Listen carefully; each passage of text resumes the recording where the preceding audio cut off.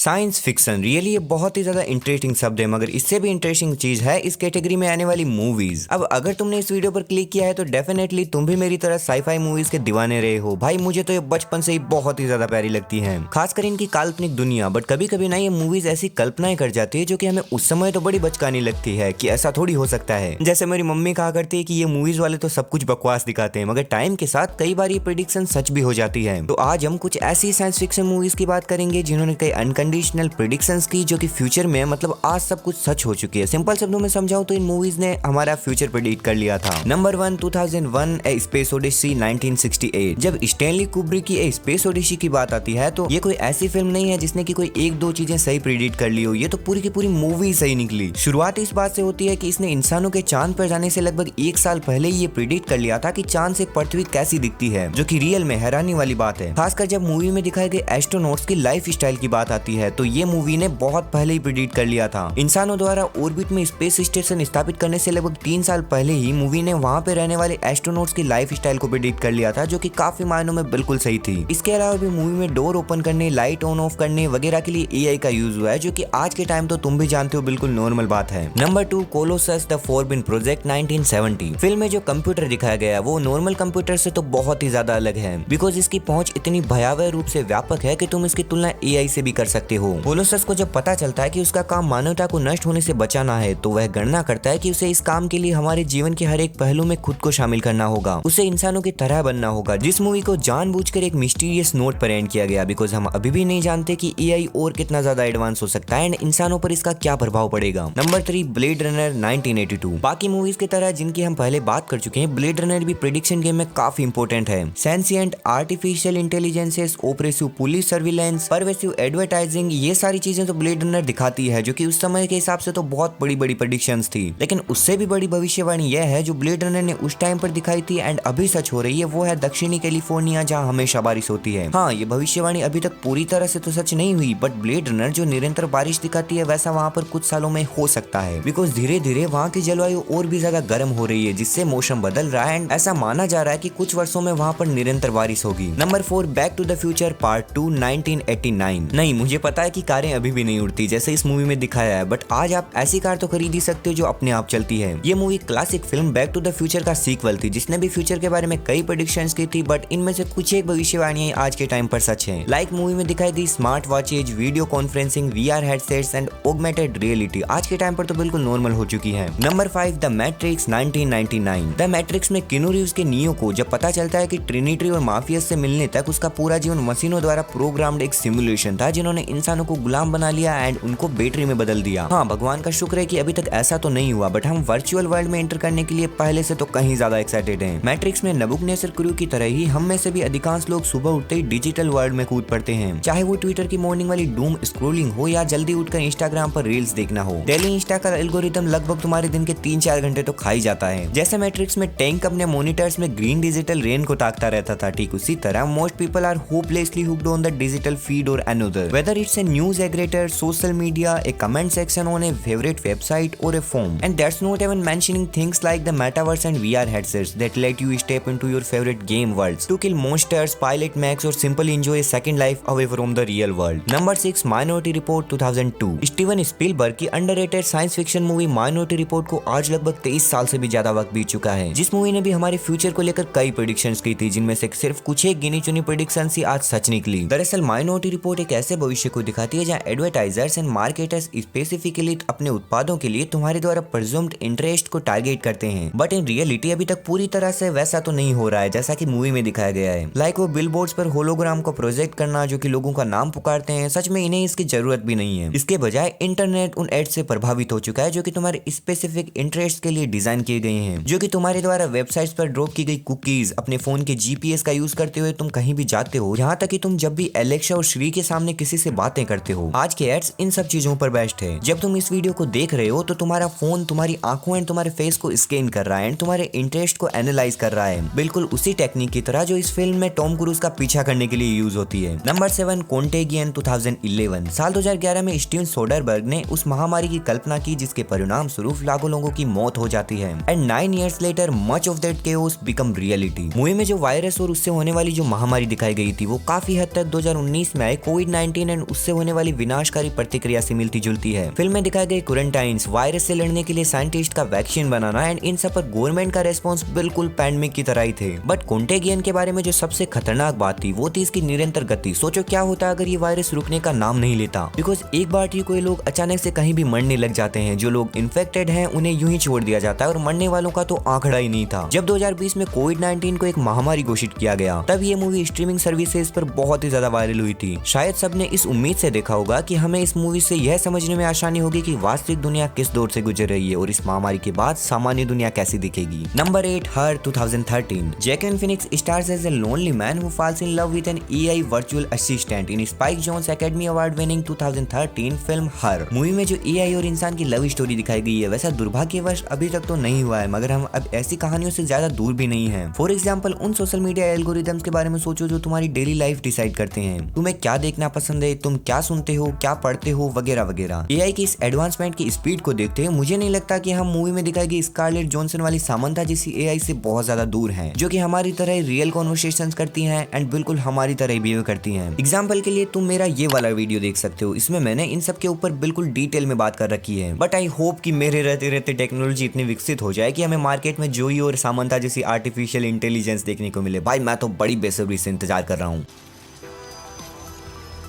You look lonely. I can fix that.